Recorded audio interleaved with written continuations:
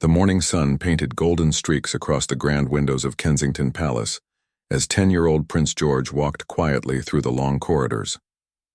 His small footsteps echoed softly on the polished marble floors, but something felt different today.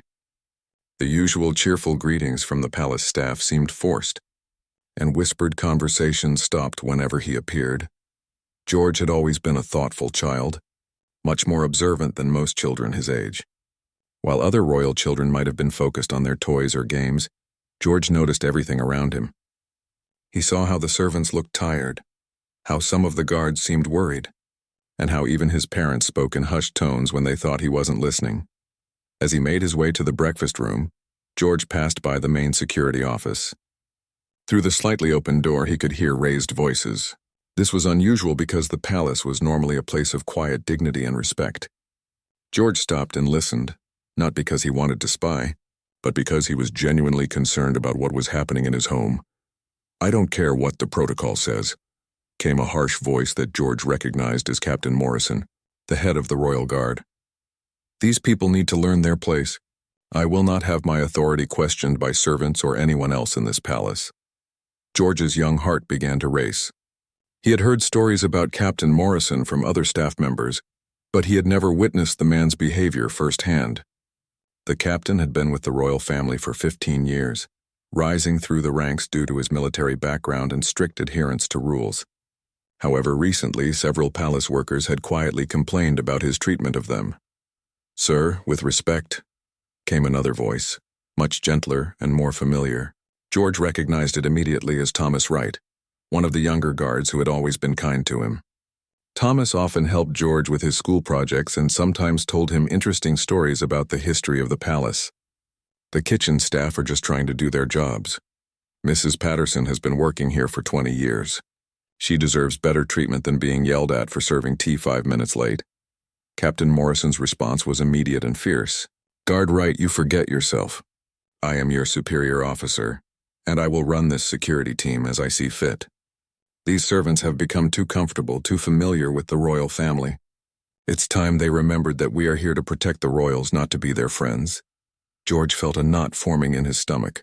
He thought about kind Mrs. Patterson, who always made sure his favorite biscuits were available during afternoon tea. She had never been anything but wonderful to him and his family. The idea that someone would yell at her for something so small made him feel angry and sad at the same time. "But sir," Thomas continued, his voice steady despite the obvious tension, "treating people with respect doesn't make us less professional. Prince George himself always says please and thank you to everyone. He treats every person in this palace with dignity.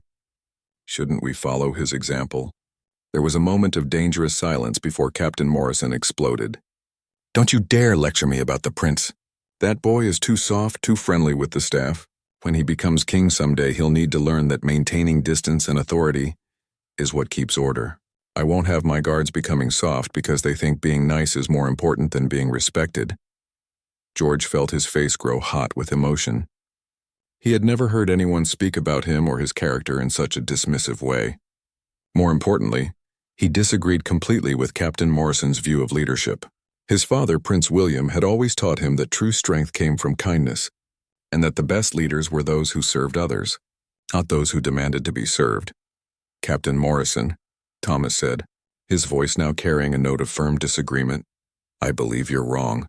Real leadership isn't about making people fear you. It's about earning their respect through your actions and character. Prince George understands this better than most adults I know. He's going to be an extraordinary king precisely because he cares about people." George heard footsteps moving rapidly across the office floor, and Captain Morrison's voice became dangerously quiet. "Guard Wright, you have just crossed a line that cannot be uncrossed. Consider this your final warning. Question my authority or my methods again, and you'll find yourself looking for new employment. I don't care how popular you are with the royal family or the staff. In this palace, my word is law when it comes to security matters." The young prince pressed himself against the wall, his mind racing with thoughts and emotions he had never experienced before. He had always lived in a world where adults treated each other with respect and kindness. Seeing this conflict, hearing the way Captain Morrison spoke about him and the people he cared about, opened his eyes to a side of adult behavior he had never witnessed. Thomas's response was measured but firm. I understand your position, Captain, but I want you to understand mine as well. I took an oath to protect this family, not just their physical safety, but everything they represent. Prince George represents hope, kindness, and a better future for this country. I won't stand by and watch anyone, regardless of their rank, undermine those values. As George listened to this exchange, he felt something changing inside him. For the first time in his young life, he realized that being royal wasn't just about privilege and ceremony. It was about responsibility, about setting an example, and about standing up for what was right even when it was difficult. He quietly moved away from the door, his mind already working on what he needed to do. This wasn't just about Thomas or Mrs. Patterson or any single person. This was about the kind of place his home would be, the kind of leader he would become, and the kind of values his family would represent. George understood, even at his young age, that sometimes the most important choices we make are the ones that test our character when no one expects us to act. As he walked toward the breakfast room, he knew that his peaceful morning had ended and a much more serious day had begun. The breakfast room felt unusually quiet as Prince George sat at the large mahogany table, barely touching his morning meal. His parents, Prince William and Princess Catherine, were discussing their schedules for the day, but George's mind was elsewhere. The conversation he had overheard between Captain Morrison and Thomas kept replaying in his thoughts like a song he couldn't forget. "George, sweetheart, you're awfully quiet this morning," Princess Catherine observed, her motherly intuition immediately picking up on her son's mood. "Is everything all right?" George looked up at his mother, her warm brown eyes filled with genuine concern. He had always been able to talk to his parents about anything, but this situation felt different. This was about adults in their own home, people his parents trusted with their family's safety. How could he explain what he had heard without causing trouble for Thomas, who had only been standing up for what was right? "Mom," George began carefully, "what makes someone a good leader?" Prince William set down his coffee cup and gave his son his full attention. This wasn't an unusual question from George, who often asked thoughtful questions about leadership, responsibility, and his future role. However, something in his tone suggested this wasn't just casual curiosity. "Well," Prince William said, settling back in his chair, "I think good leaders are people who put others before themselves. They listen more than they speak. They treat everyone with respect regardless of their position, and they're willing to make difficult decisions when it's the right thing to do, even if those decisions might make some people angry." George asked, his young voice carrying a seriousness that surprised both his parents. Princess Catherine exchanged a quick glance with her husband. "Especially then," she said gently. "Sometimes the most important thing a leader can do is stand up for people who can't stand up for themselves, even when it's not easy." George nodded slowly, processing this information. And what if someone in a position of authority isn't treating people the way they should be treated? What should a leader do then? Prince William's expression became more serious. He had learned over the years that his eldest son's questions were rarely random. George was clearly working through something specific, something that was troubling him. "George," his father said, leaning forward slightly, "is there something specific that's bothering you? You know you can talk to us about anything." For a moment, George considered telling his parents everything he had heard, but something held him back. He realized that if he immediately ran to his parents with every problem, he would never learn to handle difficult situations himself. More importantly, he sensed that this was a test of his own character, his own developing sense of right and wrong.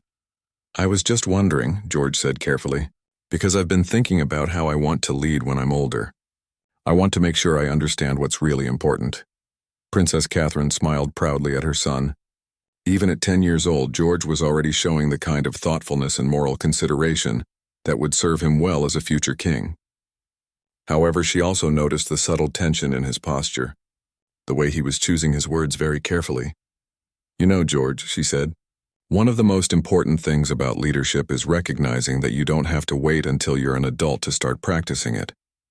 Every day you have opportunities to show kindness, to stand up for what's right, and to treat people with dignity." After breakfast, George excused himself and walked through the palace with a new sense of purpose. He made it a point to speak with various staff members, not just the polite greetings he usually offered, but genuine conversations about their work and their well-being. He stopped by the kitchen to visit Mrs. Patterson, the elderly woman who had been managing the royal family's meals for 2 decades. She was preparing lunch with her usual attention to detail, but George noticed something different about her demeanor. She seemed more subdued than usual, less cheerful. "Mrs. Patterson," George said, approaching her workstation, "thank you for making my favorite biscuits yesterday. They were perfect, as always." The woman's face lit up with a genuine smile, but George could see traces of stress around her eyes. "Oh, Your Highness, it's always my pleasure. You're so kind to notice." "Mrs. Patterson," George said, his voice gentle but direct, "is everything all right? You seem a bit worried today." The elderly woman hesitated, clearly torn between her desire to protect the young prince from adult problems and her need to share her burden with someone. Finally, she spoke quietly. "It's nothing you need to worry about, Your Highness. Just some changes in how things are being managed around here. Sometimes it takes time to adjust to new ways of doing things." George understood immediately that she was referring to Captain Morrison's increasingly harsh treatment of the staff. His heart went out to this kind woman, who had always made his family feel cared for and welcome in their own home. "Mrs. Patterson," George said with a maturity that surprised even himself, "please remember that my family values you not just for the wonderful work you do, but for who you are as a person. If anyone ever makes you feel otherwise, that's not a reflection of your worth or your place in this family." Tears formed in Mrs. Patterson's eyes as she looked down at this young boy who spoke with such wisdom and compassion. "Thank you, Your Highness. That means more to me than you could possibly know." As George continued his walk through the palace, he encountered several other staff members who seemed to be dealing with similar stress. The gardener mentioned feeling like he had to be extra careful around certain security personnel. The housekeeping staff spoke in whispers and seemed nervous when any guards were nearby. By the time George reached the palace library, where he often went to think and study, he had a clear picture of what was happening in his home. Captain Morrison's authoritarian approach wasn't just affecting individual staff members. It was changing the entire atmosphere of the palace. The warm, respectful environment that had always characterized their home was being replaced by tension and fear. George settled into his favorite reading chair and opened a book about British history, but his mind wasn't on the pages in front of him. Instead, he was thinking about the kind of leader he wanted to become and the kind of home he wanted his family to have. He thought about Thomas, the young guard who had spoken up for Mrs. Patterson despite knowing it could cost him his job. He thought about all the staff members who were suffering in silence because they felt powerless to change their situation. Most of all, he thought about his responsibility as a future king to ensure that his home reflected the values his family believed in. As the afternoon sunlight streamed through the library windows, Prince George made a decision that would change everything. He would not stand by and watch good people suffer while someone in authority abused their power. It was time to discover what real leadership looked like, even for a 10-year-old prince. The next morning arrived with an unusual energy in the palace. Prince George had spent much of the previous evening in quiet contemplation, developing a plan that would require all of his courage and wisdom. He understood that what he was about to do would have consequences far beyond what most 10-year-olds ever had to consider. George began his day earlier than usual, making his way to the servants' quarters before most of the palace was awake. This area of the building was unfamiliar to him, as royal children typically didn't venture into the working areas of their home. However, George felt it was important to understand how the other half of his household lived and worked. He found Thomas Wright preparing for his morning shift, polishing his uniform and checking his equipment with the same careful attention to detail that George had always admired.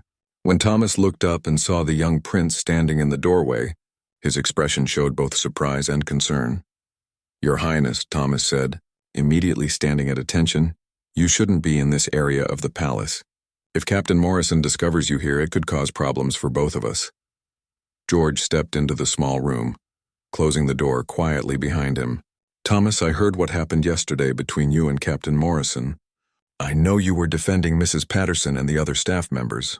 Thomas's face went pale.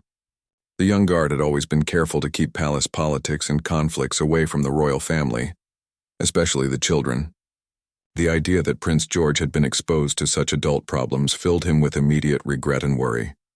"Your Highness, I'm sorry you had to hear that. Adults sometimes have disagreements about how things should be done, but it's not something you need to worry about. Captain Morrison and I will work things out." George studied Thomas's face carefully. Even at his young age, he had learned to read people's expressions and understand when someone was trying to protect him from difficult truths. He could see that Thomas was genuinely concerned about the situation, but felt powerless to change it. "Thomas," George said, his voice carrying an authority that surprised both of them, "I don't think Captain Morrison is going to change his behavior. From what I've seen and heard, he believes that being harsh and demanding respect through fear is the right way to lead, but I don't think that's true leadership at all." The young guard looked at Prince George with new eyes. This wasn't the casual conversation of a child. This was a thoughtful analysis from someone who was already thinking like a leader. Thomas realized that he was witnessing something extraordinary, a future king learning to navigate complex moral situations. "What do you think we should do, Your Highness?" Thomas asked, genuinely curious about George's perspective. "I think," George said slowly, "that sometimes real leadership means taking action even when you're not sure of the outcome. I've been thinking about this all night, and I believe I need to have a direct conversation with Captain Morrison." Thomas's eyes widened with alarm. "Your Highness, I don't think that's a good idea. Captain Morrison doesn't respond well to being challenged, even by adults. If you confront him directly, it could make things much worse for everyone involved." George had anticipated this response. He understood Thomas's concerns, but he also knew that avoiding difficult conversations rarely solved serious problems. His parents had taught him that leadership sometimes required uncomfortable discussions, and that true courage meant doing what was right, even when it was frightening. "Thomas, I understand your concerns, but I can't just stand by and watch good people suffer." Mrs. Patterson looked like she was about to cry yesterday when I spoke with her. The gardening staff are walking on eggshells. Even some of the other guards seem stressed and unhappy. This isn't the kind of home I want my family to have.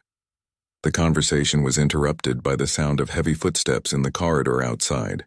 Thomas immediately recognized the distinctive march of Captain Morrison's morning rounds. Both he and George froze, realizing that discovery at this moment would create exactly the kind of confrontation they were trying to avoid. "Your Highness," Thomas whispered urgently, "you need to leave immediately. If the captain finds you here, he'll use it as evidence that I'm overstepping my boundaries with the royal family." George nodded and moved quietly toward the door, but as he reached for the handle, he turned back to Thomas with a determined expression. "This conversation isn't over. I'm going to find a way to address this situation, and I want you to know that you have my support." As George slipped out of the room and made his way back to the main palace, his mind was working furiously. The encounter with Thomas had confirmed his suspicions about the severity of the situation, but it had also shown him that even the people who wanted to help felt trapped by the existing power structure. Later that morning, George found himself in an unexpected opportunity when he encountered Captain Morrison in one of the main corridors. The captain was reviewing some security reports when he noticed the young prince approaching. "Good morning, Your Highness," Captain Morrison said, his voice taking on the artificially respectful tone he used when speaking directly to members of the royal family. "I trust you're having a pleasant morning?" George looked up at the tall, stern-faced man who had been causing so much distress in his home. This was his chance to gauge Captain Morrison's character directly, to see if there was any possibility of resolving the situation through simple conversation. "Good morning, Captain Morrison," George replied politely. "I was wondering if I could ask you a question about security procedures." The captain's chest swelled slightly with pride. He enjoyed being consulted on his area of expertise, especially by members of the royal family. "Of course, Your Highness. I'm always happy to discuss security matters with you. I've noticed that some of our staff members seem quite tense lately," George said carefully. "I was wondering if there had been any changes in security protocols that might be affecting their daily routines." Captain Morrison's expression shifted almost imperceptibly. George's question was innocent enough on the surface, but the captain sensed that there might be more behind it. His years of military training had taught him to be suspicious of questions that seemed too casual. "The staff are adjusting to some new standards I've implemented," Captain Morrison replied, his tone becoming slightly more formal. "Sometimes change is difficult for people, but it's necessary to maintain proper order and security." George nodded thoughtfully, studying the captain's face as he spoke. "What kind of standards are those? I want to make sure I understand how our household operates." "Well, Your Highness, Captain Morrison said, warming to his subject, I've been working to establish clearer boundaries between the security team and the household staff. Too much familiarity can lead to security risks and can undermine the authority necessary to protect your family effectively. As George listened to Captain Morrison's explanation, he realized that the man genuinely believed his harsh approach was justified. This wasn't simple cruelty. It was a misguided philosophy about leadership and authority. However, understanding the captain's motivations didn't make his behavior any more acceptable. The conversation continued for several more minutes, with George asking thoughtful questions and Captain Morrison providing increasingly detailed explanations of his methods. By the end of their discussion, George had learned everything he needed to know about the man's character and approach to leadership. As they parted ways, George knew that his earlier instinct had been correct. Captain Morrison would not change his behavior through gentle persuasion or quiet conversation. The situation required a more direct approach, one that would test George's courage and wisdom in ways he had never experienced before. 3 days had passed since George's conversation with Captain Morrison, and the situation in the palace had only grown worse. The captain, perhaps sensing that his authority was being quietly questioned, had become even more demanding and harsh with the staff. George watched with growing concern as people he cared about became increasingly stressed and unhappy. During lunch on Wednesday, George observed Mrs. Patterson serving his family with hands that trembled slightly as she placed the dishes on the table.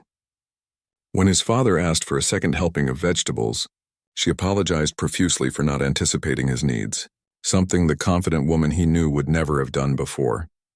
That afternoon, George witnessed an incident that made his decision for him.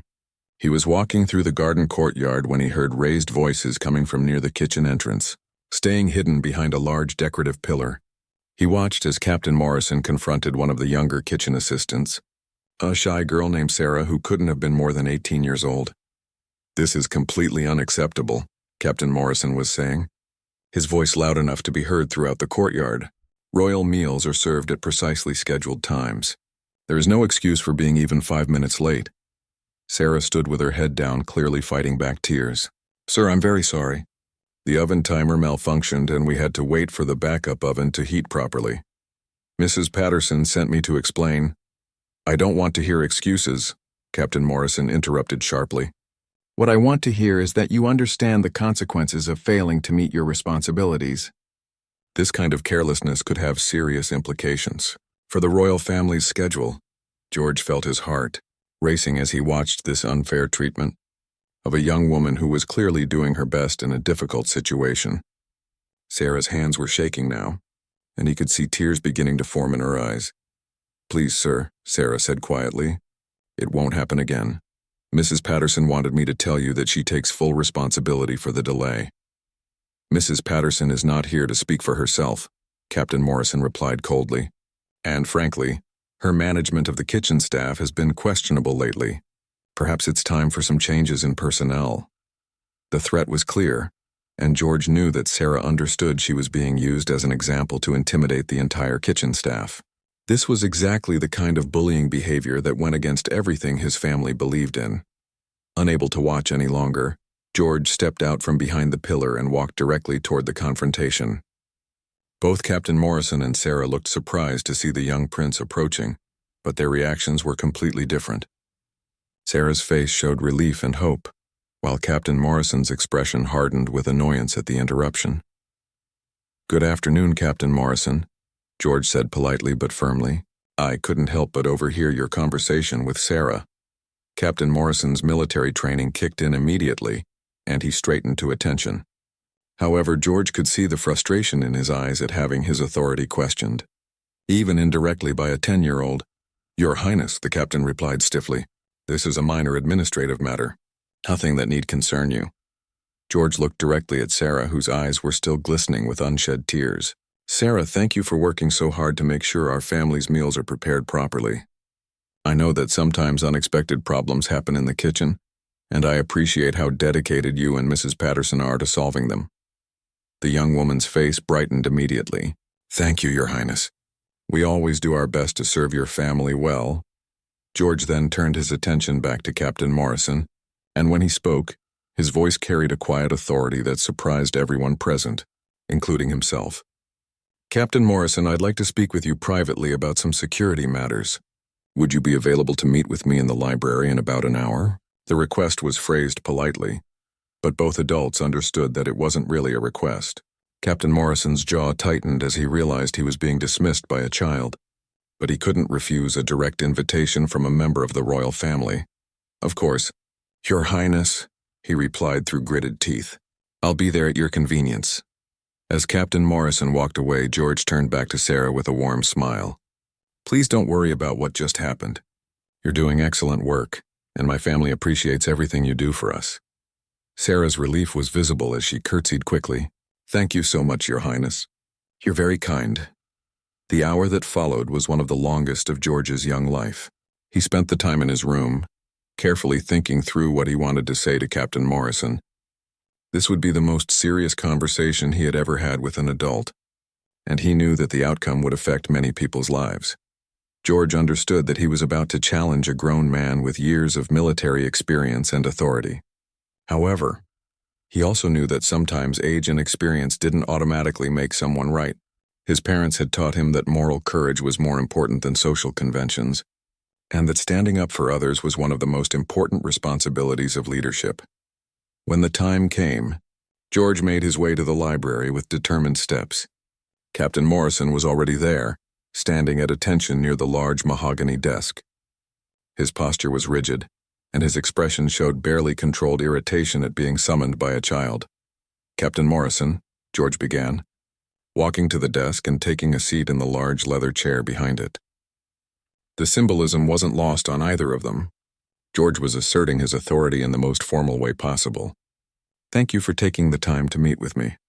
"Your Highness," Captain Morrison replied formally. "What security matters did you wish to discuss?" George looked directly into the captain's eyes, his young face serious and determined. "I want to discuss the security of our household's well-being and morale. I've been observing some concerning patterns in how our staff members are being treated, and I believe these issues pose a significant risk to our family's safety and happiness." Captain Morrison's eyebrows rose slightly. He had expected a childish complaint or perhaps some minor question about palace procedures. He had not expected a formal discussion about management philosophy and household security. "I'm not sure I understand what you mean." "Your Highness," the captain said carefully. "I think you understand exactly what I mean," George replied, his voice remaining calm but growing stronger. "I've seen how you've been treating Mrs. Patterson, Sarah, Thomas, and many other members of our household. You've been using fear and intimidation instead of respect and leadership. That's not the kind of environment my family wants in our home." The room fell silent as the full weight of George's words settled between them. Captain Morrison's face had gone red with anger and embarrassment at being lectured by a 10-year-old, while George sat quietly, waiting for the man's response. When Captain Morrison finally spoke, his voice was tight with barely controlled fury. "Your Highness, with all due respect, I don't think you understand the complexities of managing security and household operations. These people need firm guidance and clear boundaries to perform their duties effectively." George nodded thoughtfully, as if considering the captain's words. "I understand that leadership can be complex, but I've been watching you lead, Captain Morrison, and I've been watching Thomas lead as well. The difference between your approaches is quite clear to me." The mention of Thomas's name caused Captain Morrison's expression to darken even further, and George knew he had touched on the heart of the matter. The tension in the library was thick enough to cut with a knife as Captain Morrison processed what Prince George had just said. The mention of Thomas Wright had clearly struck a nerve, and George could see the captain's military composure beginning to crack under the pressure of being challenged by someone he considered to be just a child. "Your Highness," Captain Morrison said, his voice now carrying a dangerous edge, "Guard Wright has been filling your head with inappropriate ideas about leadership. He has overstepped his bounds on multiple occasions, and frankly, his influence on you is exactly the kind of security risk I've been trying to address." George felt a surge of protective anger on behalf of Thomas, but he forced himself to remain calm and measured. He had learned from watching his parents that the most effective leaders were those who could maintain their composure, even in the face of direct challenges. "Captain Morrison," George replied evenly, "Thomas hasn't been filling my head with anything. I've been observing and thinking for myself. I've seen how Thomas treats people with respect and kindness, while still maintaining order and security. I've also seen how your approach makes good people afraid and unhappy. The difference is quite obvious to me. Captain Morrison's face was now completely red, and George could see the man struggling to maintain his professional demeanor. Your Highness, you are 10 years old. While I respect your position in this family, you cannot possibly understand the complexities of managing a security operation or maintaining discipline among household staff. You're right, George said, surprising the captain with his agreement. I am 10 years old, and there are many things I don't understand about adult responsibilities. But I do understand the difference between respect and fear. I understand the difference between strength and bullying, and I understand that the way you've been treating people in our home is wrong. George stood up from the chair and walked around the desk, positioning himself directly in front of Captain Morrison. Despite the significant difference in their heights, there was something about the young prince's bearing that made him seem much larger and more authoritative than his physical size suggested. Captain Morrison, George continued, his voice growing stronger with each word. I want you to understand something very clearly. This is my family's home. These people who work here aren't just employees. They're part of our extended family. Mrs. Patterson has been taking care of us for 20 years. The gardening staff keep our home beautiful. Sarah and the other kitchen assistants work hard to make sure we're well fed. Thomas and the other guards risk their lives to keep us safe. Captain Morrison opened his mouth to respond, but George held up a hand to indicate he wasn't finished speaking. All of these people deserve to be treated with dignity and respect. They deserve to feel safe and valued in their workplace. Under your leadership, they feel neither safe nor valued. They feel afraid and threatened. That's not acceptable to me or to my family. The captain's military training was warring with his personal pride and anger. Part of him recognized that he was being given a direct order from a member of the royal family, but another part of him was furious at being lectured by a child who he believed knew nothing about real leadership or authority. Your Highness, Captain Morrison said through gritted teeth, I have 15 years of experience in security operations. I have served in the military and worked with the finest security professionals in the country. I know what it takes to maintain order and protect important people. I'm sure you do, George replied calmly, but knowing how to protect people physically is only part of your job here. You also need to know how to protect the values and atmosphere that make this place our home. And in that area, Captain Morrison, you have failed completely. The words hung in the air like a verdict. Captain Morrison stared down at the young prince, his face cycling through various emotions. Anger, disbelief, frustration, and finally, a cold fury that made George's heart race with nervousness. However, the prince forced himself to maintain eye contact and stand firm in his position. Are you giving me an ultimatum, Your Highness? Captain Morrison asked, his voice now deadly quiet. George took a deep breath before responding. This was the moment he had been building toward, the point where he would have to show real courage and commitment to his principles. I'm telling you that things need to change immediately. The way you treat our household staff needs to change. Your attitude toward Thomas and the other guards who show kindness and respect needs to change. If you cannot make these changes, then perhaps this position isn't the right fit for you. Captain Morrison's laugh was sharp and bitter. You think you can dismiss me? You think a 10-year-old boy can tell a grown man with years of experience how to do his job? I think, George said quietly, that a future king can recognize when someone's behavior is inconsistent with his family's values. I think that someone who truly loves and respects this household would want to protect its people, not intimidate them. The captain stared at George for a long moment, and in that silence, both of them understood that they had reached a point of no return. This wasn't just a disagreement about management styles, it was a fundamental conflict about what kind of leader each of them believed they should be. Your Highness, Captain Morrison said finally, his voice now coldly formal, I believe you are making a serious mistake. You are allowing your emotions and your inexperience to cloud your judgment. You are choosing to side with subordinates over established authority. This decision will have consequences you cannot possibly anticipate. George felt a chill run down his spine at the captain's words, but he refused to be intimidated. Captain Morrison, the only consequence I'm worried about is what happens to good people if I fail to stand up for them when they need me most. Captain Morrison straightened to his full height and looked down at George with an expression of cold disdain. Very well, Your Highness. You've made your position clear. Now I'll make mine clear. I will not be lectured about leadership by a child. I will not have my authority undermined by someone who has never faced real responsibility or danger. And I will not continue to work in an environment where my professional judgment is questioned by people who know nothing about security or leadership. George's heart was pounding now, but he maintained his composure. Captain Morrison, are you resigning from your position?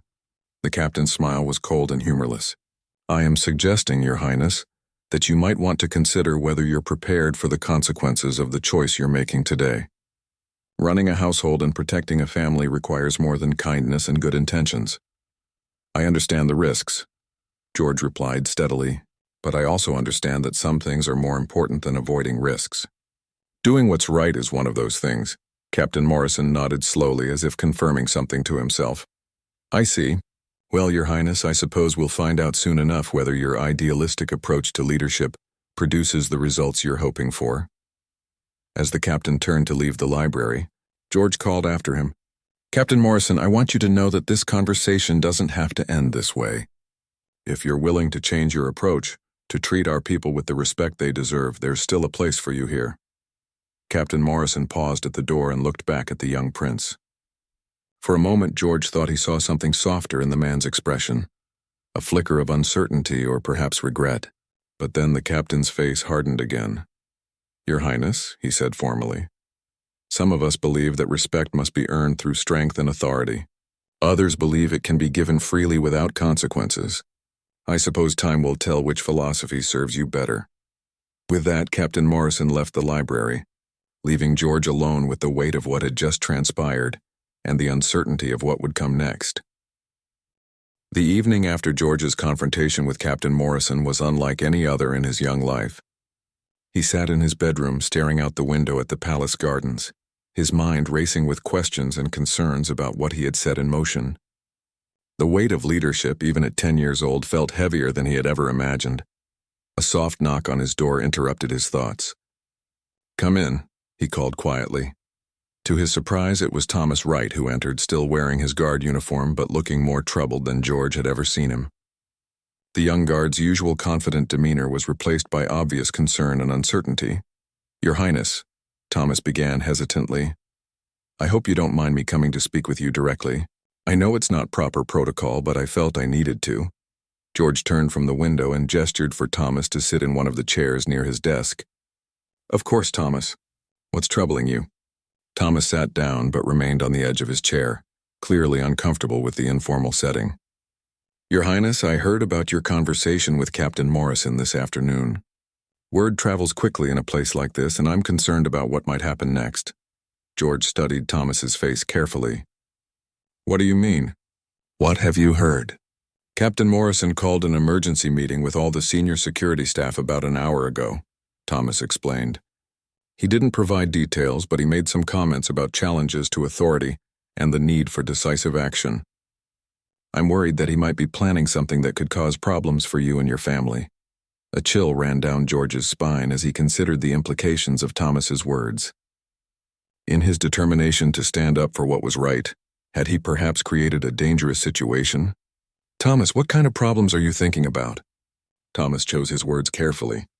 Your Highness, Captain Morrison is a proud man with significant influence in security circles. If he feels that his authority has been publicly challenged, especially by someone he considers to be just a child, he might take actions that could reflect poorly on you or your family. George felt a knot forming in his stomach. The adult world was more complicated than he had realized, and the consequences of his choices were beginning to feel overwhelming. Thomas, do you think I made a mistake in confronting him? The young guard looked directly into George's eyes, and when he spoke, his voice was filled with genuine admiration and respect. Your Highness, I think you showed more courage and moral leadership in that one conversation than most adults show in their entire lives. But I also think we need to be prepared for whatever comes next. Before George could respond, another knock came at his door. This time it was his mother, Princess Catherine, who entered with an expression of concern that immediately put George on alert. George, sweetheart, she said, sitting on the edge of his bed, your father and I need to talk with you about something important. Thomas, would you mind giving us a few minutes of privacy? Thomas stood immediately and bowed respectfully. Of course, Your Royal Highness. George, remember what we discussed. You're not alone in this.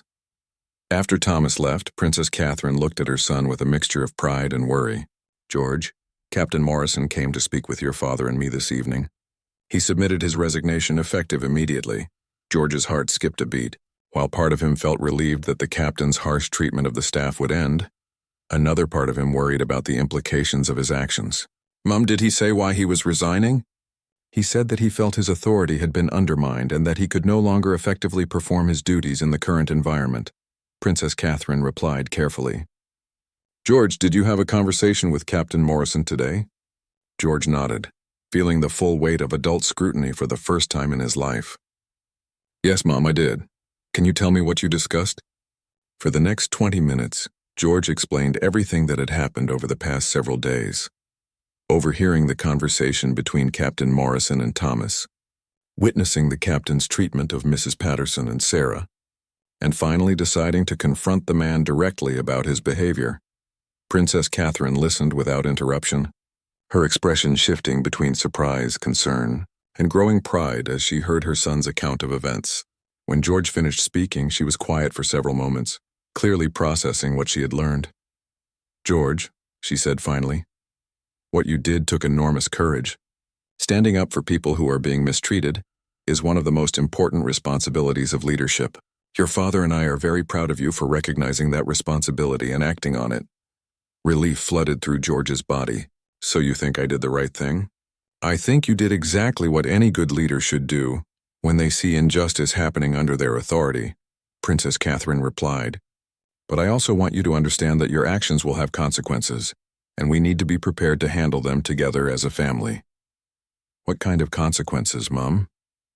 Princess Catherine chose her words carefully, wanting to be honest with her son while not frightening him unnecessarily. Captain Morrison has been with our security team for many years, and he has connections throughout the Royal Protection Services. There may be people who question your decision to challenge his authority, especially given your age. We need to be prepared to defend and explain your actions. George felt his stomach tighten with nervousness. Do you think people will think I was wrong to speak up? Some people might, Princess Catherine said honestly. There are adults who believe that children should never question grown-ups regardless of the circumstances. But there are also many people who will recognize that you showed real leadership and moral courage. A third knock interrupted their conversation, and this time Prince William entered the room. His expression was serious, but George could see warmth and pride in his father's eyes. George, Prince William said, taking a seat across from his son, I've just finished a very interesting conversation with several members of our household staff. It seems that news of Captain Morrison's resignation has spread quickly, and the reaction has been quite revealing. George looked at his father expectantly, uncertain whether this news would be good or bad. Mrs. Patterson came to thank me personally for the changes in our security leadership, Prince William continued. She said that for the first time in months she feels comfortable and respected in her own workplace. Sarah and several other kitchen staff members expressed similar sentiments. Even some of the gardening staff mentioned feeling relieved about the change. George felt a wave of validation wash over him. The people he had been trying to protect were genuinely grateful for his intervention. But perhaps most interesting, Prince William added, was my conversation with some of the other security guards. It seems that Captain Morrison's leadership style was creating tension and low morale among his own team as well. Several guards, including Thomas Wright, have expressed their appreciation for the change and their willingness to work under new leadership. Princess Catherine smiled at her son. It sounds like your assessment of the situation was quite accurate, George. You recognized problems that the adults around you had been hesitant to address directly. George felt a mixture of pride and relief, but also a new understanding of the weight of leadership decisions. What happens now? Who will be our new head of security? Prince William and Princess Catherine exchanged a meaningful glance before his father answered. We've decided to promote Thomas Wright to the position of interim head of security, while we conduct a full review of our household management policies. It seems that the person you instinctively trusted with your concerns is exactly the kind of leader we want protecting our family. For the first time since his confrontation with Captain Morrison, George felt completely at peace with his decision. He had stood up for what was right, faced the consequences of his actions, and discovered that sometimes even young people could affect positive change in the adult world around them. 6 months had passed since Captain Morrison's resignation, and the transformation in the palace atmosphere was remarkable. The change was so significant that visitors often commented on the warmth and positive energy that seemed to radiate from every corner of the royal household. Prince. George walked through the same corridors where he had once witnessed fear and tension, now filled with the sounds of genuine laughter and comfortable conversation. Mrs. Patterson hummed while she worked in the kitchen, and Sarah had blossomed into a confident young woman who took pride in her contributions to the royal household. Thomas Wright had proven to be an exceptional head of security, implementing a leadership philosophy that emphasized respect, collaboration, and genuine care for both the royal family and the entire household staff. Under his guidance, the security team had become more effective than ever, working seamlessly with other departments and creating an environment where everyone felt valued and protected. On this particular morning, George was reviewing some of his school assignments when Thomas knocked on his study room door. The relationship between them had evolved into something special, a genuine friendship built on mutual respect and shared values, despite their difference in age and formal positions. "Good morning, Your Highness," Thomas said with a warm smile. "Do you have a few minutes to discuss something with me?" George looked up from his history textbook and gestured for Thomas to join him at the small table where he had been working. "Of course, Thomas. What's on your mind?" Thomas sat down and pulled out a folder containing several official-looking documents. "I wanted to share some news with you before the formal announcements are made. We've just received the results of the Royal Household Satisfaction Survey that your parents commissioned 3 months ago." George's eyes lit up with interest. His parents had decided to conduct a comprehensive survey of all household employees to assess morale, job satisfaction, and overall workplace conditions. The survey had been completely anonymous to encourage honest feedback. "The results are extraordinary," Thomas continued, opening the folder to reveal charts and graphs. "Overall job satisfaction has increased by 89% compared to the previous year. Employee retention is at an all-time high, and perhaps most importantly, the staff report feeling genuinely appreciated and respected in their work environment." George felt a warm glow of pride, not for himself, but for everyone who had contributed to creating this positive change. "That's wonderful news, Thomas. I'm so happy that people feel better about working here." "There's more," Thomas said, his voice taking on a more serious tone. The survey included an optional section where employees could provide written comments about their experiences. "I think you should read some of these." Thomas handed George several pages of typed feedback. As the young prince read through the comments, his eyes began to fill with tears of joy and gratitude. The change in leadership has transformed this workplace from a place of fear into a place of genuine teamwork and mutual support. "I wake up every morning looking forward to coming to work, knowing that I'll be treated with dignity and respect."